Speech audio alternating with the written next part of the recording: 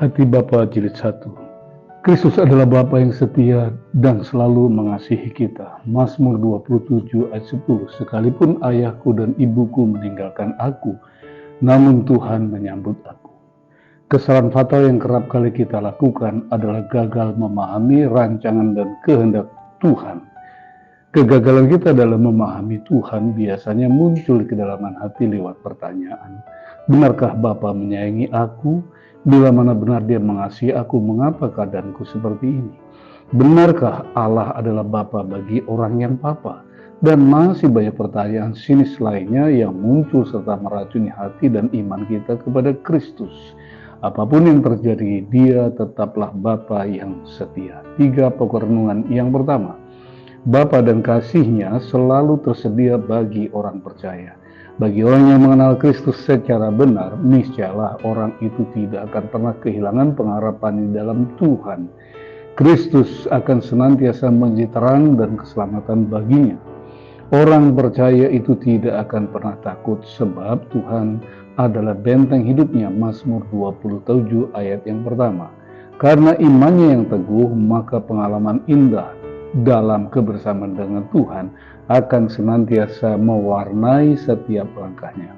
Seperti yang diakui oleh Daud lewat berbagai pengalaman pahitnya ketika harus menghadapi musuh-musuhnya. Perlindungan dan pemeliharaan yang luar biasa selalu menjadi pengalaman hidupnya. Mazmur 27 ayat 2 dan ayat 3.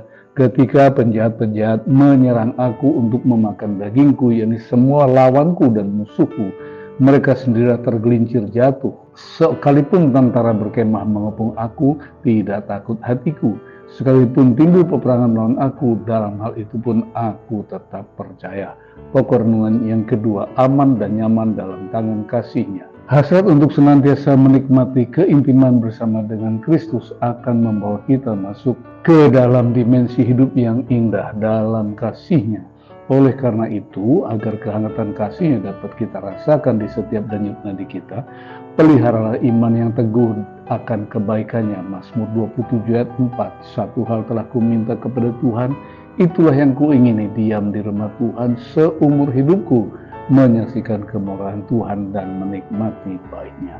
Keyakinan bahwa Tuhan akan senantiasa menolong tidak membuat doa dan memohon pertolongannya menjadi tidak perlu. Sebaliknya, kebutuhan akan hal tersebut harus senantiasa dipelihara dengan baik sebagai bukti iman dan ketergantungan diri kita kepada Tuhan. Mazmur 27 ayat 5. Sebab Ia melindungi aku dalam pondok-Nya pada waktu bahaya.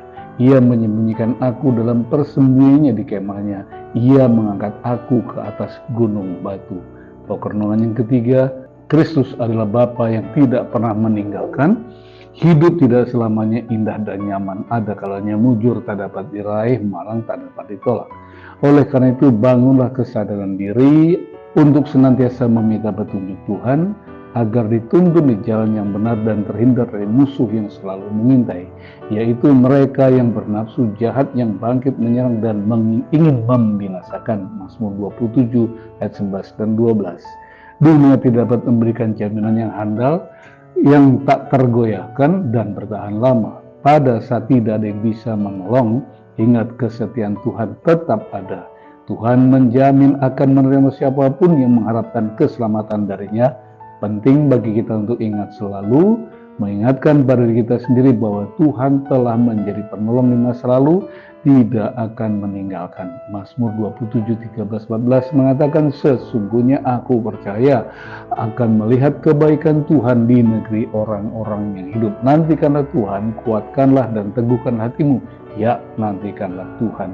Saya tutup dengan 3 closing statement. Yang pertama, mencari Tuhan adalah pengembaraan yang terhebat dalam rangka mencari cinta kasih yang sejati dan abadi. Mazmur 42 ayat yang kedua, jiwaku haus kepada Allah, Allah yang hidup, bilakah aku boleh datang melihat Allah. Dalam perjumpaan dengan Tuhan adalah penemuan yang terbesar manusia dan sekaligus termanis dalam hidupnya. Berbahagialah orang yang engkau pilih dan engkau suruh mendekat untuk diam di pelataranmu. Kiranya kami menjadi kenang dengan segala yang baik di rumahmu, di bait-Mu yang kudus.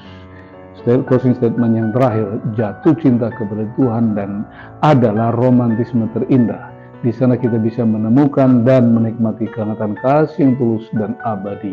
Kidung Agung pasal 2 ayat yang keempat, telah dibawanya aku ke rumah pesta dan panjinya atasku adalah cinta Tuhan.